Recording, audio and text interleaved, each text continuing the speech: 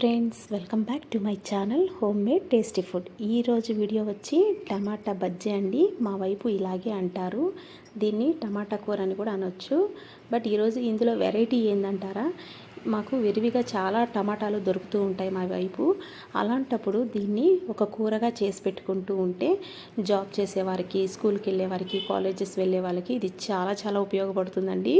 మీరు వీడియోలో చూస్తూ ఉండండి. ఇప్పుడు ఇందులో పచ్చిమిరపకాయలు, కరివేపాకు, కొంచెం ఎక్కువగా ఆనియన్స్ తీసుకోండి, సరిపోతుంది. ఇప్పుడు దీంట్లో నేనైతే 1 కిలో టమాటాస్ తీసుకున్నాను.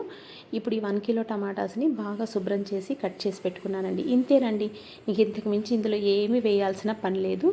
ఇప్పుడు మనము బండి పెట్టుకొని కూర ప్రిపేర్ చేసుకుందాం.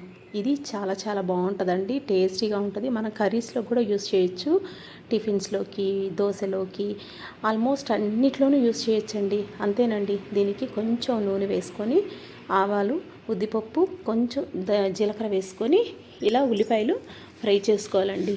ఇలా ఉల్లిపాయలు రెడ్డిష్గా ఫ్రై చేసుకొని ఇందులో టమాటాలు వేసేసుకొని మూత పెట్టేసుకుంటే ఇది సన్న మంట మీద మగ్గనివ్వాలండి. ఇది ఎంతగా మగ్గనిస్తే ఈ కూర అంత టేస్టీగా ఉంటుంది. మీకు తెలీదు, ఒక్కసారి మీరు ట్రై చేసి చూడండి.